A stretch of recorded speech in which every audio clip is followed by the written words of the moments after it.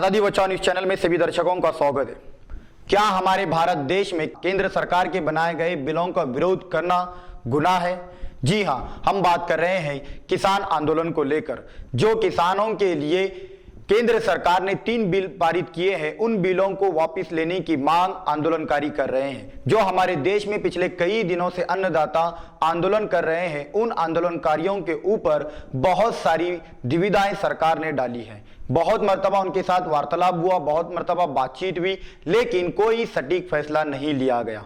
आंदोलनकारियों ने 26 जनवरी गणतंत्र दिवस के मौके पर दिल्ली के अंदर घुसकर जो है लाल किले के अंदर जो झंडा की जो वारदात अंजाम हुई, वो एक निंदनीय वारदात है। लेकिन हमारे देश में जो ये अन्नदाता, जो किसान है, जो इतने दिनों से जो है केंद्र सरकार को नहीं बल्कि केंद्र सरकार के बनाए गए बिलों का विरोध कर रहे हैं, तो उन बिलों को आखिरकार सरकार क्यों वापस नहीं ले रही है? जबकि सोशल मीडिया की अगर हम बात करेंगे, जो आंदोलनकारियों को इतनी बुरी तरह से जो है उन पर अशब्द का उपयोग कर रहे हैं, जहां तक अगर हम बात करेंगे, जो किसान अन्नदाता पूरे देश को अन्न खिला रहा है, उन किसानों को जो है देशद्रोह, नक्सलवाद, उग्रवाद, अलगाववाद, ऐसे कई न जाने कई ऐसे आपराधिक शब्दों का इस्तेमाल जो है उन किसानों के लिए, उन अन्नदाताओं के लिए किया जा रहा है। जहां तक अगर हम बात करेंगे तो हमारे देश में कई आंदोलन हुए, जिनको सपोर्ट करते हुए कई अभिनेताओं ने इनको सपोर्ट किया करते थे। लेकिन आजकल किसान आंदोलन को कई ऐसे अभिनेत्रियां हैं जो हमारे देश के अंदर इन किसानों को जो है अशब्द कह रही हैं। लेकिन हमारे किसान आखिरकार इस देश में अपनी मांगों के लिए क्यों डटे हुए हैं? क्या ये केंद्र सरकार को समझना चाहिए कि हमारे देश के अंदर जो अन्नदाता कई दिनों से इतनी भीड़ लेकर जो है अपने विरोध का अपना जो है मांग सरकार के सामने रख रहे हैं, आखिरकार सरकार इन मांगों के ऊपर पीछे क्यों नहीं हट पा रही है? अब हमारी सरकार ने जो है, केंद्र सरकार ने जो है 26 जनवरी के इस घटना को देखकर जो है कई दिल्ली के बॉर्डरों पर ऐसे प्रोटेक्शन लगाया है जिसको देख, जिसको सुन आप हैरान रह जाएंगे।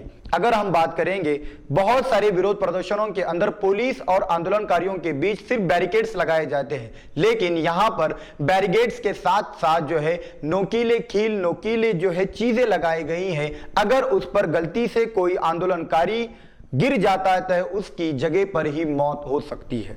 क्या हमारे किसान हमारे देश के लिए सचमुच आतंकवादी है? क्या हमारे किसान हमारे देश के लिए सबसे बड़ा खतरा है?